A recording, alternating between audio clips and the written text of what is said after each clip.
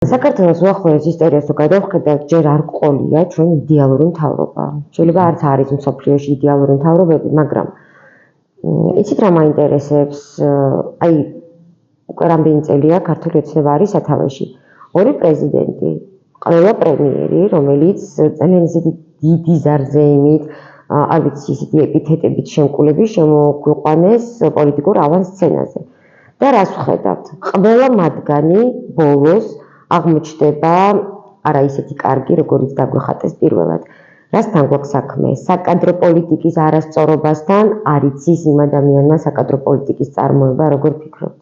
ეს კაცი არის აბსურდების თეატრი. ამ კაცს აქვს თავის სამყარო და ეს სამყარო ძალიან მსგავსი არის, ვთქვათ, 30-იანი წლების საბჭოთა კავშირის. ეტყობა რაც გაუგია იქ სოფელში, იმაში, აი თქვათ, გამაინდამის განათლება მისი ეს თქვათ, ჩემში არ იწევს თქვათ, რაღაცა გაგვირვებას თქვათ, ხო, იმიტომ რომ ჩანს ხო ეს ადამიანი არის აბსოლუტურად. ხო, მაგრამ რატომ არ დგება პასუხისმგებლობის საკითხი? 30-იან წლებში ის თulis რომ თქვათ, აი ამ ჭანჭიკების გადაჭერით ის შეძლებს, ასე ვთქვათ, აი ამ სიტუაციის მართვას და ამის დამორჩილებას, რაც არის აბსურდი.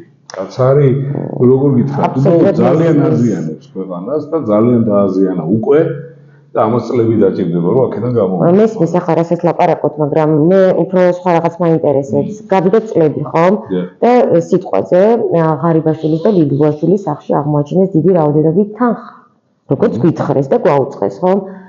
ვინ იღებს ამაზე პასუხისმგებლობას? როდესაც ყველანი ერთად იყვნენ ქვეყნის სადავეებში, არის თუ არა ეს ყველასი ერთად პარტიის პასუხისმგებლობა, ისევე როგორც გახარიას კვირიკაშვილის შემთხვევაში, თუნდაც მარგველაშვილის, თუნდაც სალომე ზურაბიშვილის შემთხვევაში. ჩვენ ხო ამ ადამიანებს გვიხატავდნენ ძალიან ხატოვანი ეპითეტებით და ამბობდნენ, რომ ისინი ძალიან ძლიერი პოლიტიკოსები არიან. სად არის აქ პასუხისმგებლობა იმ საერთო გუნდის და ქვეყნის სადავეებთან ყოფი ადამიანების? ეს ხო ჩვენ გვაზარალებს უბრალო მოქალაქეებს. ნუ ახლა ჩვენ დაზარალებულები კი არა, ჩვენ უკვე გადაჭეხილები ვართ სიმართლე რომ გითხრათ, მაგრამ ნუ იმედია რომ ვთქვათ, უარესი ვითარებები ყოფილა ჩვენ გარშემო, მაგრამ გამოუსულოთ. რაც შეეხება პარტიას, ხო, თვითონ პარტია ეგრეთ წოდებულს ქართული, არ არის პარტია, ეს არ არის, ეს არის კრიმინალური სინდიკატი, რომელსაც ყავს თავის ბოსი. და იქ პირველივე დღიდან ცხადი იყო, რაზეც იყო, 2012 წლის 1 ოქტომბრიდან ცხადი იყო, რასთანაც ჰქონდა საქმე. აბსოლუტურად ცხადი. ჩემთვის და ძალიან ბევრი ადამიანისთვის ცხადი იყო.